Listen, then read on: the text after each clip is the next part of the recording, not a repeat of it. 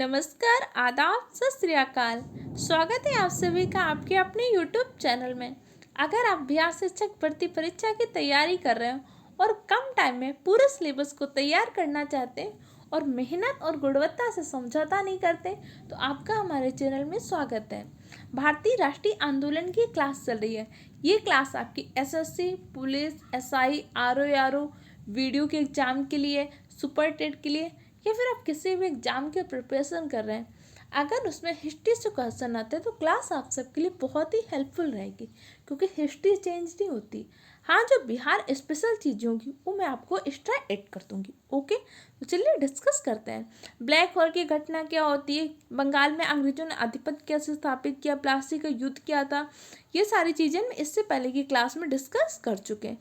आज की क्लास में हम 1760 की संधि, बक्सर का युद्ध और कैसे बक्सर के युद्ध के पश्चात अंग्रेज स्वतंत्र रूप से शासन व्यवस्था को संभालने लगते हैं। एक्चुअली जो प्लासी का युद्ध होता है, प्लासी के युद्ध में क्या होता है, अंग्रेज किंग्स मेकर की भूमिका में आ रहे हैं। अब अंग्रेज क्या कर रहे हैं, बंगाल में जो भी नवाब बना रहे अपनी पसंद का नवाब बना रहे, ताकि क्या हो, अंग्रेज जो भी यूरोपीय कंपनियां आई थी, ये उद्देश्य क्या था, व्यापार करने के उद्देश्य से आई थी।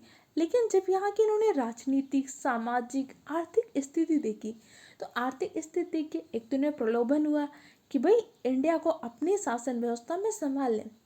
और यहाँ पे क्या था, एक राष्ट्रीय एकता का अभाव था। सब एक साथ नहीं थे, सब आपस में लड़ रहे थे। तो उस टाइम पे इन्होंने फूट डालो राज करो की नीति अपनाई। अंग्रेजों ने क्या किया, भारतीय राजाओं को आपस में लड़ाया और धीरे धीरे अपनी सत्ता को अपने हाथों में लेने लगे। इसी तरीके से पूरे स्वतंत्र भारत को इन्होंने गुलाम बना लिया। और यही फिर भारतीय राष्ट्रीय आंदोलन में पढ़ेंगे। इस गुलाम भारत को पुनः स्वतंत्र कराने के लिए हमारे कितने स्वतंत्रता सेनानियों ने, वीरों ने, हमारी वीरांगाओं ने अपने प्राणों की आहुति दी, तब ये स्वतंत्रता में मिल पाई थी। तो आप डिस्कस करते हैं 1760 की जो क्रांति हुई थी ये क्या है। इससे पहले 1759 में आपका बेदरा का युद्ध होता है। 1759 में जो बेदरा का युद्ध होता है, इससे हम पहले डिस्कस कर चुके थे। बेदरा के युद्ध किसके किसके मध्य होते हैं, अंग्रेज और डचों के मध्य होते हैं। और बेदरा के युद्ध में क्या हो जाता है, डच पूरी तरह से पराजित हो जाते हैं। सबसे पहले आपने पढ़ा था कि जो प्लासी का युद्ध हुआ, प्लासी का युद्ध हुआ, उसके पश्चात क्या हो गया, मीर जफर जो था अंग्रेजों की मदद से बंगाल का शासक बन गया। अब मीर जफर क्या हो गया, बंगाल का नवाब बन गया। सिराजुद्दौला पराजित हो गए थे। अगर आपने इससे पहले की क्लास नहीं देखी तो एक बार उसको जरूर देख लीजिएगा। उसमें मैंने आपको स्टोरी मेथड से सारी चीज़ों को रिलेट किया। अब सिराजुद्दौला के स्थान पर मीर जफर नवाब बन गए। अब मीर जफर नवाब बने तो कैसे बने, ये तो बने भाई अंग्रेजों की हेल्प से, क्योंकि प्लासी का युद्ध था ही एक पूरा का छद्म युद्ध, फॉल्स वॉर था।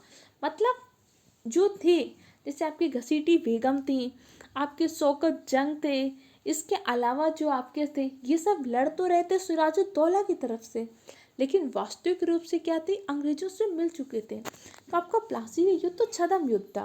अब सिराजुद्दौला तो पराजित हो गया। अब मीर जफर क्या हो गया, बंगाल के नवाब बन गए।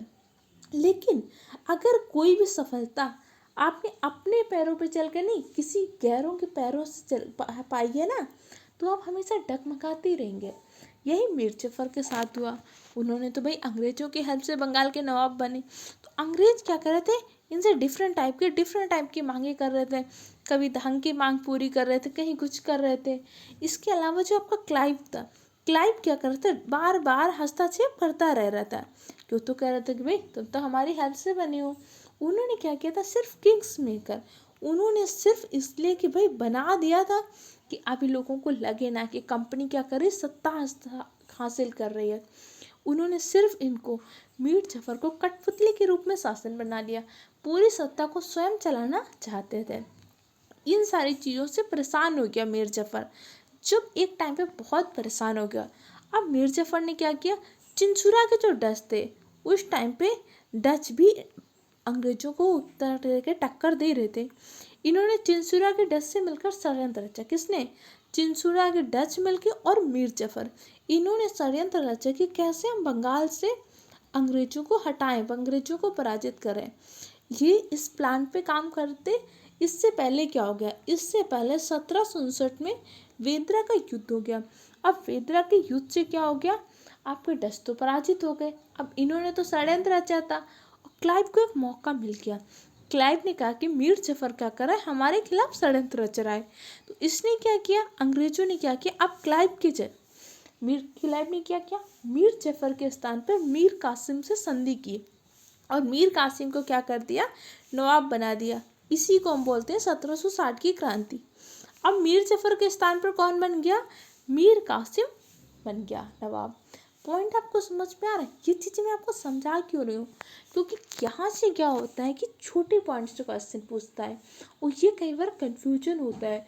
बंगाल, आंग्ल मैसूर युद्ध, कर्नाटका युद्ध, ये सारे युद्ध कई बार ऑप्शन में आते हैं तो कंफ्यूज हो जाते हैं। इसलिए इस टॉपिक पे थोड़ा सा मैं टाइम दे रहा हूँ ताकि आपके कॉन्सेप्ट क्लियर हो। अब बंगाल के स्वतंत्रता समझिए। सबसे पहले सिराजुद्दौला ने अंग्रेजों को बहुत अच्छी टक्कर दी। ब्लैक होल की घटना हुई, अंग्रेजों के ऊपर बहुत सारे नियंत्रण लगाए, एटलीस्ट परेशान हो गए। अंग्रेजों ने क्या किया, प्लासी के युद्ध में सिराजुद्दौला को पराजित कर दिया। ठीक, सिराजुद्दौला के पराजित करने के पश्चात आपका मीर जफर शासक बन गया। अब मीर जफर ने पहले तो अंग्रेजों ने बहुत सारी डिमांड को पूरी करता रहा। एटलीस्ट जब परेशान हो गया तो मीर जफर ने एक षड्यंत्र रचा कि डचों के साथ मिलकर मैं क्या करता हूँ, अंग्रेजों को पराजित कर देता हूँ। लेकिन उसका प्लान काम तब करता, उससे पहले 1759 में वेदरा का युद्ध हो गया। अब जब आपका वेदरा का युद्ध हो गया उसमें तो डच पराजित हो गए, उनका प्लान तो हो नहीं पाया। अब ये बात इन्हें पता चल गई तो इन्होंने 1760 की क्रांति में अब इन्होंने मीर जफर के स्थान पर मीर कासिम को नवाब बना दिया। लेकिन अंग्रेजों ने जो प्लान बनाया, मीर कासिम उनसे बिल्कुल जस्ट अपोजिट निकले। मीर कासिम ने सिराजुद्दौला की तरीके अंग्रेजों के ऊपर बहुत सारे लगाम लगाने की कोशिश की, क्योंकि मीर कासिम ने अपने ससुर का देखा था शासनकाल के अंग्रेज किस प्रकार उत्पीड़न करते हैं, किस प्रकार धन की मांग कर रहे हैं। अब आपका मीर कासिम नवाब बन गया। मैं थोड़ी बड़ी क्लासेज है और चीज़ों को आपको बार बार रिवाइज करा रही हूँ ताकि 1 से 2 बार क्लास देखें तो आपको सारी चीज़ें लर्न हो जाए। बस आप पेशेंस से क्लास को 1 से 2 बार, 2 से 3 बार देखिए ताकि आपको सारी चीज़ें लर्न हो जाए। हिस्ट्री में आपके लिए बहुत ईजी कर दूंगी। इसी तरीके से आर्टिकल आप सबके लिए इकोनॉमिक्स की जो टफ कॉन्सेप्ट होते हैं मैं आपको बहुत सरल तरीके से समझा दूंगी। ओके, अब क्या हुआ कि जैसे आपके मीर कासिम बनते हैं, मीर कासिम से कहा कि भैया जितना कंपनी के ऊपर बकाया है उसको चुका दो। इसके अलावा इन्होंने कहा कि मिदनापुर जो चटकाओं के गांव है ये दे दो। अब मीर जाफर ने क्या किया, मीर कासिम को ये सारी चीज़ें लेने लगे। अब लेकिन मीर कासिम को तो पता थी कि इन्होंने क्या किया, तो मीर कासिम ने सबसे पहले क्या किया, इसने अपनी राजधानी का स्थानांतरण किया। इसने अपनी राजधानी जो मुर्शिदाबाद थी, मुर्शिदाबाद से स्थानांतरित करके पूर्णिया ले आया। इसे पता था कि यहाँ पे क्या है, अंग्रेज बहुत ज़्यादा क्या कर रहे हैं, सत्ता में वो कर रहे हैं, हस्तक्षेप कर रहे हैं। इन्होंने सबसे पहले अपनी राजधानी को ट्रांसफ़र किया। इसके साथ साथ इसने कहा कि भाई मैं अंग्रेजों के हाथ की कठपुतली नहीं बनूंगा। आप जो अपने आप को किंग्स मेकर समझ रहे हैं ना, मैं किंग्स मेकर नहीं बनूंगा। अब इसने 1717 में फर्रुख सियार का क्या हुआ था, जब फर्रुख सियार बीमार हुआ था तो ब्रिटिश डॉक्टर हैमिल्टन ने उनका इलाज किया था। जब ब्रिटिश डॉक्टर हैमिल्टन ने उनका इलाज किया तो इन्होंने 1717 में क्या कर दिया था, फर्रुख सियार से दस्तक ले लिया था। दस्तक क्या था, दस्तक था कि बंगाल पर बिना करके आप क्या कर सकते हैं, व्यापार कर सकते हैं। लेकिन कंपनी और कंपनी के कर्मचारी क्या कर रहे थे, इसका निजी उपयोग कर रहे, इसका दुरुपयोग कर रहे थे। कर्मचारी निजी उपयोग में, निजी व्यापार में भी इसी दस्तक का प्रयोग कर रहे थे। जबकि दस्तक मिला किसको था, दस्तक आपकी ईस्ट इंडिया कंपनी को मिला था। लेकिन अब कंपनी के कर्मचारी खुद को निजी का व्यापार भी कर रहे थे और दस्तक दिखा देते थे, देखो भैया हमें दस्तक मिला, मुझे टैक्स तो देना नहीं पड़ेगा। तो सबसे पहले मीर कासिम ने कहा कि सबसे पहले तो इस दस्तक वाली प्रॉब्लम को सॉल्व करते हैं। इन्होंने कड़े कदम उठाए और इस दस्तक को ही समाप्त कर दिया। अब उन्होंने कहा कि अंग्रेज भारतीय सबको व्यापार देना पड़ेगा, सबको टैक्स देना ही होगा। अब जैसे इन्होंने देखा कि भाई मीर कासिम ने क्या कर दिया, तो बहुत ज़्यादा अंग्रेजों को लगा कि मीर कासिम से तो अच्छा यार मीर जफ़र ही था।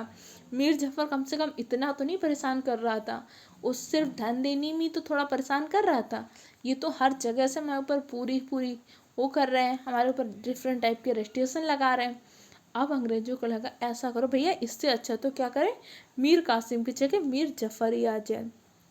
अब मीर जफर आ जाए, अब अंग्रेजों ने क्या किया, मीर कासिम को पराजित किया। अब जब मीर कासिम युद्ध में पराजित हो गया तो मीर कासिम ने क्या किया, भागकर अवध पहुंचा। वहां के अवध के नवाब उस टाइम पे कौन थे, सुजाउद्दौला। सुजाउद्दौला अवध के नवाब थे। लेकिन वहां पे क्या था, मीर कासिम तो शरण लेने गया, उससे पहले जो बादशाह थे, शाह मुगल सम्राट शाह आलम द्वितीय, वहाँ पहले से शरण ले। सुजाउद्दौला के अरे मेरे यहाँ पे पहले से शाह आलम द्वितीय शरण लेने के लिए, अब आप आगे मीर कासिम। तीनों ने कहा ऐसा करते हैं, अब हम तीनों मिल जाते हैं। अब तीनों मिलकर एक सत्ता स्थापित करते हैं, एक संघ बनाते हैं। अब इन्होंने कहा कि तीनों शक्तियाँ मिलकर अंग्रेजों को पराजित करने की कोशिश करते हैं। कौन कौन मिल गया, अवध का नवाब सिराजुद्दौला, सम्राट मुगल सम्राट बादशाह आलम द्वितीय, इसके अलावा आपके मीर कासिम। इन्होंने अंग्रेजों के साथ युद्ध लड़ा। और कौन सा युद्ध लड़ा, 1764 में बक्सर का युद्ध। अब बक्सर के युद्ध का सेनापति कौन था, हेक्टर मुनरो। बक्सर का युद्ध किसके नेतृत्व में लड़ा गया था, तो हेक्टर मुनरो के नेतृत्व में लड़ा गया।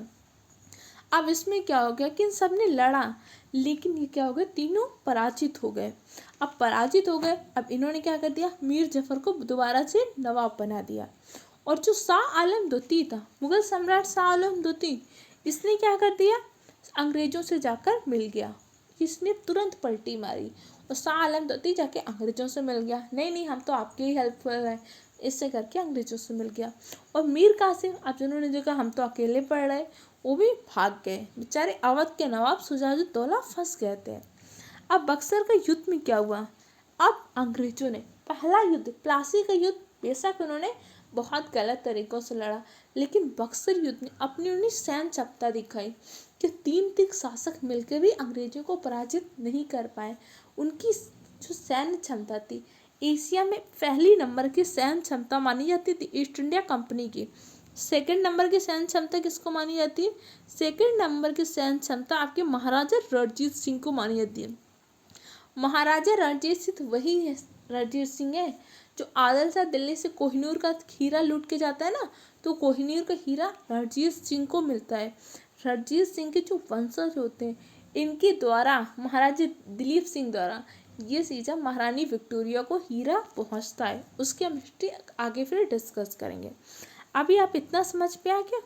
अब क्या होगा कि अवध के नवाब को सहायक तथा संधि से स्वीकार करनी पड़ी। अवध के नवाब सुजाउद्दौला ने अवध के नवाब जो थे उन्हें सहायक संधि माननी पड़ी और मुगल बादशाह शाह आलम द्वितीय को पेंशनर बना दिया। आप कहा कि भैया ऐसा है, अब राजा वाजा होना नहीं, चुपचाप पेंशन लेते रहो, शांति से जियो। उनको पेंशनर बना के और दिल्ली जाने दिया। कहा ऐसा है, अब ज़्यादा नेतागिरी करिए नहीं, चुपचाप पेंशन लीजिए, शांति से अपनी शासन व्यवस्था को चलाइए। वो पेंशनर बन के चले गए। मीर कासिम भाग गए। अब बेचारे अवध के नवाब अकेले बचे, तो उनके पास कोई ऑप्शन नहीं था, तो उन्होंने क्या कर लिया, सहायक संधि को स्वीकार कर लिया। उनको अपना बहुत सारा क्षेत्र अंग्रेजों को देना पड़ा। क्लियर, इतने पॉइंट समझ में आ गए। कोई भी दिक्कत हो तो पूछ सकते हैं। अब बारी आती है नजमुद्दौला की। 1765 में अब मीर जफर की मृत्यु हो जाती है। अब जब मीर जफर खत्म हो जाते हैं तो उनका पुत्र बनता है नजमुद्दौला शासक। लेकिन अंग्रेज क्या करते हैं, अब क्या करते हैं, मनोनीत करते हैं। अब अंग्रेज उनकी मर्जी के बिना हटाया नहीं जा सकता है। अब बक्सर के युद्ध के पश्चात अंग्रेज पूरी अपनी सत्ता का दिखाने लगते हैं, स्वतंत्र रूप से शासन की बागडोर संभालने लगते हैं। इसी प्रकार क्या हो जाता है, आपकी 20 फरवरी 1765 की एक संधि होती है। अब कंपनी के अधिकारियों ने नए नवाब से 10 लाख रुपए खींचे। अब ये यहाँ पे क्या कर रहे हैं, द्वैध शासन व्यवस्था को प्रारंभ कर रहे हैं। द्वैध शासन व्यवस्था क्या होती है, द्वैध शासन व्यवस्था करता कौन है, क्लाइव करता है। इलाहाबाद की संधि द्वारा द्वैध शासन व्यवस्था प्रारंभ होती है। 2 पॉइंट आपको गलत नहीं करने। पहला, बक्सर का युद्ध जो 1764 में होता है, उसमें जब सेना का नेतृत्व कौन करता है, तो सेना का नेतृत्व करता है मुनरो। और बक्सर के युद्ध के पश्चात 1765 में इलाहाबाद की संधि होती है, लेकिन इलाहाबाद की संधि करने कौन आता है, रॉबर्ट क्लाइव आता है। अब रॉबर्ट क्लाइव ने संधि की। इस संधि में क्या हुआ, अंग्रेजों को बंगाल, बिहार, उड़ीसा की दीवानी मिल गई। दीवानी का मतलब यहाँ पे राजस्व टैक्स वसूलने का अधिकार किसको रहेगा, कंपनी को। इसके बदले कंपनी ने शाह आलम को कड़ा और इलाहाबाद के जेल और 26 लाख रुपए वार्षिक पेंशन दिया। इन्होंने शाह आलम द्वितीय जो मुगल सम्राट था, जो अंग्रेजों की शरण में आ गया था, उन्हें कहा गया कि भाई आप कड़ाका और इलाहाबाद जिले का क्षेत्र ले लीजिए और आपको 26 लाख रुपए वार्षिक पेंशन मिलेगी। क्लियर। अब शाह आलम द्वितीय के किले में ब्रिटिश संरक्षण में रहना था और अवध के नवाब जो शुजाउद्दौला थे, इन्हें 50 लाख रुपए क्षतिपूर्ति देनी पड़ी। इन्होंने क्या किया था, हेल्प की थी। एक तो मीर कासिम की और शुजाउद्दौला ने हेल्प की थी आपके शाह आलम की, और इन्हीं को क्या करना पड़ा, 50 लाख रुपए क्षतिपूर्ति के रूप में देना पड़ा। क्लियर हो गया। और कहा कि भाई अब आपके अवध में क्या करेंगे, कंपनी अपनी सेना रखेगी, और ये सेना किस लिए, आपकी सुरक्षा के लिए। तो इसका खर्चा भी किसको देना पड़ेगा, आपको। सोचिए आपके घर में दुश्मन भी रह रहा है और कह रहे दुश्मन क्यों, आपकी सुरक्षा के लिए। अरे खतरा तो आपको उसी से था और वही आपकी सुरक्षा कर रहा है। सोचो क्या हाल है, मतलब चोर ही रखवाली कर रहा है, वही हाल यहाँ पे हुआ। उन्होंने कहा कि भाई कंपनी आपकी क्या करेगी, सेना वहाँ पे रखेगी। अब उस सेना को पैसा आप दोगे, उनके वेतन आप दोगे। ये क्या हो गया, अवध के नवाब के साथ हो गया। तो आपको इलाहाबाद की संधि समझ में आ गई। अब इलाहाबाद की संधि से क्या होता है, द्विशासन व्यवस्था प्रारंभ हो जाती है। इतने पॉइंट समझ में आ गए। इसके पश्चात आपकी द्विशासन व्यवस्था समाप्त की जाएगी। अभी आपका क्या हो गया, द्वैत शासन व्यवस्था समाप्त हो गई, प्रारंभ हो गई। अब द्वैत शासन व्यवस्था को समाप्त किसने किया था, 1776 से लेकर 72 के बीच में वॉरेन हेस्टिंग्स ने द्वैत शासन व्यवस्था को समाप्त किया। तो आपसे क्वेश्चन पूछ सकते हैं, द्वैत शासन व्यवस्था कब प्रारंभ हुई, क्लाइव के द्वारा। किस संधि के द्वारा, इलाहाबाद की संधि द्वारा 1765 में। कब समाप्त होगी, 1767 से 1772 के मध्य जब वॉरेन हेस्टिंग्स का कार्यकाल आता है तब द्वैत शासन व्यवस्था समाप्त होती है। क्लियर। इतने सारे पॉइंट है, हर एक पॉइंट को पढ़िए, नोट्स बनाइए, रिवाइज करिए, 1 से 2 बार क्लासेस देखिए। कोई दिक्कत हो, कंफ्यूजन हो तो कमेंट सेक्शन द्वारा पूछ सकते हैं। जल्दी मिलते हैं नेक्स्ट क्लास में।